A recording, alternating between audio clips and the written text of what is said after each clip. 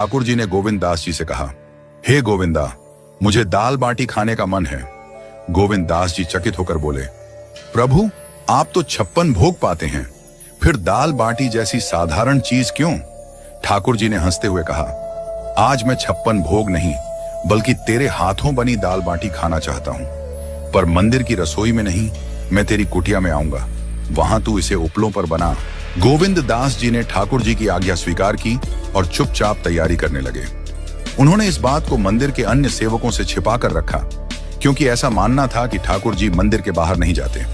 गोविंद दास जी ने गिरिराज जी की तलहटी में अपनी कुटिया के पास उपलों पर बाटी सेंकी और दाल बनाई। उसी समय ठाकुर जी ने एक और लीला रची। गिरिराज पर्वत की तलहटी में एक भक्त प्रतिदिन झाड़ू लगाता था। वह गरीब था और मंदिर में प्रवेश वर्जित था। वह केवल दर्शनार्थियों से पूछता कि ठाकुर जी आज किस पोशाक में हैं, और अपनी कल्पना में उनका स्वरूप देखता। वह ठाकुर जी से प्रार्थना करता, हे नाथ, मुझे दर्शन दीजिए। इस जन्म में तो मैं आपके योग्य नहीं, पर अगले जन्म में कृपा करके मुझे चींटी बना दीजिए ताकि आपके चरणों में आ सकूं। उसकी इस प्रार्थना ने ठाकुर जी को रीझा दिया। ठाकुर जी मंदिर से बाहर आए और झाड़ू लगाने वाले के पास पहुंचे। उन्होंने उसे पुकारा, अरे भाई, मेरे पैर में कांटा लग गया है, जल्दी आकर इसे निकालो। भक्त ने ऊपर देखा तो नीली पोशाक, मोतियों की माला और चांदी का मुकुट पहने ठाकुर जी को देखकर स्तब्ध रह गया। वह भाव विभोर होकर उनके चरणों में गिर पड़ा। ठाकुर जी ने अपने चरण उसकी गोद में रख दिए और कहा, जल्दी से कांटा निकाल, हाथ से नहीं निकले तो अपने दांतों से निकाल।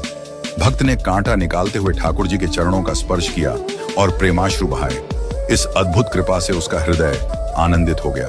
इसके बाद ठाकुर जी ने कहा, अब तू मुझे गोविंद दास की कुटिया तक ले चल।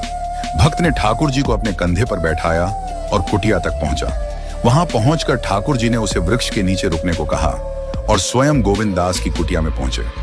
गोविंद दास जी ठाकुर जी को देखकर आनंदित हो गए। ठाकुर जी बोले, गोविंदा, जल्दी खाना परोस, मुझे बहुत भूख लगी है। गोविंद दास ने सुंदर पत्तल में बाटी, दाल, चूरमा और चटनी परोसी। ठाकुर जी खाने लगे, लेकिन बीच बीच में बाटियां अपनी पीतांबर में छिपाने लगे। जब गोविंद दास ने यह देखा तो बोले, प्रभु, आप मंदिर में 56 भोग पाते हैं और यहाँ बाटियां छिपा रहे हैं, ये सब किसके लिए है? ठाकुर जी ने मुस्कुराते हुए कहा, ये बाटियां उस भक्त के लिए हैं जिसने मेरा कांटा निकाला था। वह मेरा सखा है और मैं उसे यह प्रसाद दूंगा। गोविंद दास जी ने ठाकुर जी से कहा, प्रभु, आपने नियम तोड़कर एक साधारण भक्त को छूने दिया, अब आपको आचमन करना